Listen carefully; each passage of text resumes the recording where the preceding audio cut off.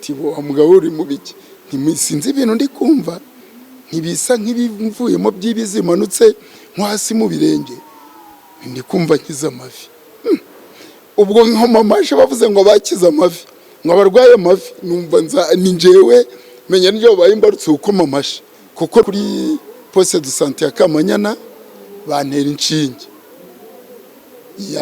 bane inshinge 3 ubwo nabaye 3,000 ubwo nabaye 9,000 kurushinge bamvuriye nko 100%. Ya okay ngewe icyo navuga kuri uyu munsi imbere igitangaza narwaye amaguru amavi nagendaga nkumva ari nk'utugoma turi gukubita nakumva ndushe ngahagarara nyuma yaho mbibwiye barambwira ngo inyasi ayo namarozi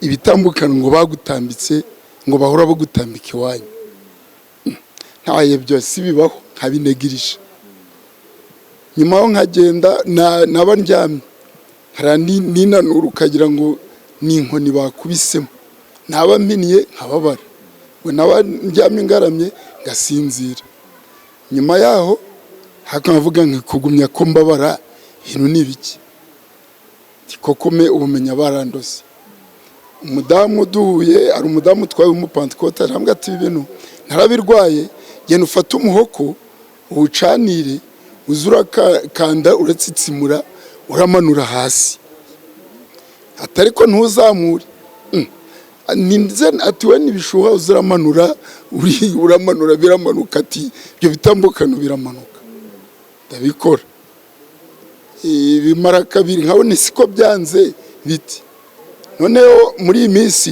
mura n'umugabo ukagenda tsitsimura manura inatsitsimura nkamanura n'imihoko y'amazi ashushe kandi kugeza ubwo y'amazi agize gute akonje yabaga ashushe nkarangiza amazi yakonje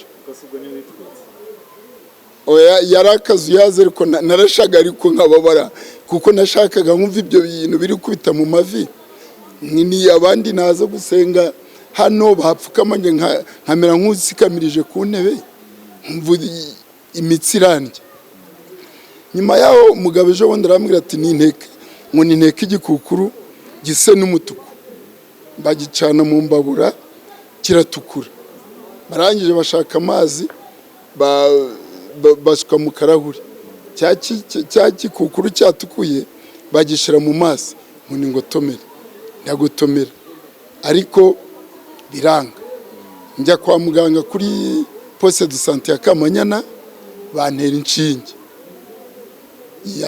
bane inshinge 3 ubwo nabaye 3,000 ubwo nabaye 9,000 kurushinge bamvuriye nko 100% kuko bo nta mituweli bakoreyeho nuko ntari ndakira nyuma yaho cyokora maranga kabiri ndi kugenda nyuma birongera nazamuka umusozi nkanababara nkagenda ariko ku buryo nagenda mu bandi ntubimenye ariko ninjye wabaguzi mu babare bwanjye ariko mu byukuri icyo nshimiya Yezu wakoze ibitangaza nicaranye ndi muri korali ndi umuririmbyi wa Kristo umwami noneho mu gihe ngize mu guhaguruka mwana ukuguruka kongeye kurigera nuko bapfukamye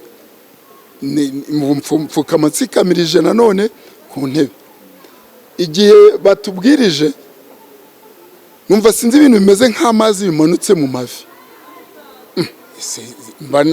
mba nzamuye amaguru mbwira mugenzi wanjye ntigira hirya mba ndarambuye ndongera ndahina sinzi ibintu bimeze nk'ibinya bije mu maguru ubwo rero mukanya bavuze bati dupfukame ndapfuka mu gupfukama numva ni nk'amatera numva noneho nta kibazo nzamura amaboko numva nta kibazo mfite ndongera ndahaguruka ndongera ndapfukama ati bo mugabo uri mu biki ntimusinzi ibintu ndi kumva ntibisa nk'ibivuyemo by'ibizimanutse nko hasi mu birenge ndi kumva nkiza amavi ubwo nko mamashe bavuze ngo bakiza amavi ngo abarwaye amavi numva ni njyewe menya n'ibyo babaye imbarutse uko mamashe kuko numvaga ibineza neza bizuye muri njye icyo ni cya mbere ndi gushima Yezu wanyijije amavi kuko ndimo gukora defile nkagira gutya nkagira nta kibazo, ariko sinazamura guko yabaga ari nk'ibirindi, ari ikintu kiremereye muri nje. Ikindi nshima Yezu wankora ibitangaza uyu munsi, ndi umwe wifuzaga kurya ibigori bibisi, ninjye bavuze ibigori nkabigura, nagira nkumva abandi impumure kigori irahumura, ariko nakumva abandi bari kucotsa kira kigori nkumva mfite ipfa, ariko nakirya harara ndi gutabaza munda ngatura ubwangati, ibigori ndabireka. Ese ni munda ndwaye gusa pe, ibyo bavuze ninjye bavuze. Umuryi urya ibigori akagira ikibazo, nkumva mbikunze nkanabigura, iyo mugore akabyotsa akabima nkabirya, ariko nijoro ikambera ikibazo. Ubu rero ndume urugushima Yezu wankoreye ibitangaza. Ubu ndavuze ngo ngiye kugura ibigori ndebe ko birongera kuba pe, ngiye kubigura ndabyotsa mbirye, kandi kubwo kwizera mfite Yezu wankoreye ibitangaza ntacyo ndaba. Ubwo rero nibyo ndi gushima Imana. Ubwo icyo nabwira abagenzi banjye pe, uwizera wese arakira, kandi urata indwara yose arayikira pe. Naje ndi kuratira Yezu iyo ndwara, ndi kuvuga ndikaminyuze ndebe, ariko ntashe nyize. Uko nabwira abagenzi banje nuko bose abanyumva bose babyumve, baze kwa Yezu arakiza, kuko indwara zose arazikiza. Nicyo nababwira, bareke kuja mu bintu by'abahanjuzi by'ibishaka ngo bagiye kunywa ibiti bya kinyarwanda. Bampaye ibikukuru bitetse mu mbabura, babishyira mu mazi ndabinywa. Yeme nagiye kwa muganga banca amafaranga y'ikirenga, ariko nimuze kwa Yezu. Yezu arakiza, afite byose, afite imbaraga, akiza indwara zose utabara. Ubwo ari abanyumva mu byumve, nje ubu ntashe ndi kuvuga ubuhamya, ntashe nezerewe. Nawe ejo uze unezerwe, uje kwa Yezu, kuko niwe dogiteri dufite usumba abadogiteri bose bo kwisi. Murakoze. Nimuze kwa dogiteri Yezu, kuko asumba abadogiteri bose bo kwisi, kuko agira imiti, agira inshinge, agira amazi y'ubugingo, iyo tuyanyoye turakira. Bure nimuze mumugane, kuko ari umudogiteri usumba abadogiteri bose. Murakoze. Cyo nabwira abantu baje kubapfumu, abapfumu barabesha. Nkubari umuntu wambwiye ngo ni imfotora inzu ngo nyimwereke ngo irimo abadayimoni ngo ayikize. Ibyo rero ni amabesho, ni amarima. Na n'ubu n'ejo yaramamagaye message ntiyari yangiye. Rero mu by'ukuri Yezu ni ukiza, nta wundi ufite imbaraga zo gukiza. Abantu baje mu bacuni mufite ingorane pe, reka bamareho ibyanyu, imirimo muyimare. Ejo muzasigara muri kurira mu myotsi, imirimo dore mugiye kuyimara. Hari umuntu yeretse kugurisha n'inzu ye yari atuyemo, ariko ntiyigeze akira, ngo ari gushaka iki? Urubyaro. Mu by'ukuri Yezu arakiza. Nimuze rero kwa Yezu abakize, aho gutakaza ibyo bintu byanyu mugurisha imirimo ngo mugiye mu bapfumu, ukagurisha amazu yanyu, ukagurisha mu modokari yanyu, ukagurisha naho mutuye ngo mukaja gukodesha. Ibyo si byiza.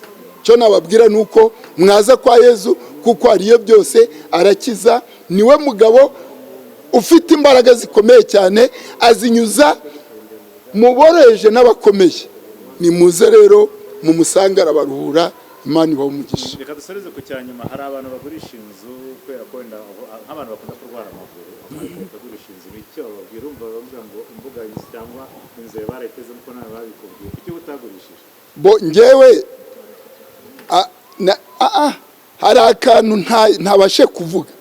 Ngewe wa mbere yarambwiye kimara kuma igihe gikukuru, yari yamanje kumbwira ngo niyo gushaka umunyu munini ngo w'inyanja. Ni umunyu ukunda kuva Uganda, ngo unyanyagize ngo mu marembo, ngo naho nyura ngo ngiye mu nzu, ngo ibyo uwo muntu ugutega ngo abigutegera mu rembo ni wawe. Ubwo rero cyo mbwira abo bantu, ntabwo ari byiza pe kugira ngo ugurishe ibyawe ngo ujye mu bahanjuzi. Nta kigenda. Nese hari ico byatanze. Nubwo nafashe uwo munyu narawufashe pe, na wawe n'umuturanyi wavanye Uganda, ndegunyagize, ariko nta byatumye amaguru yanjye atagira gute, atagumye kubabara. Nkiriye mu rusengero pe. Ndashima Yezu umpaye imbaraga kuri uyu munsi. Namwe murakoze. twakire n'uriya mupapa wundi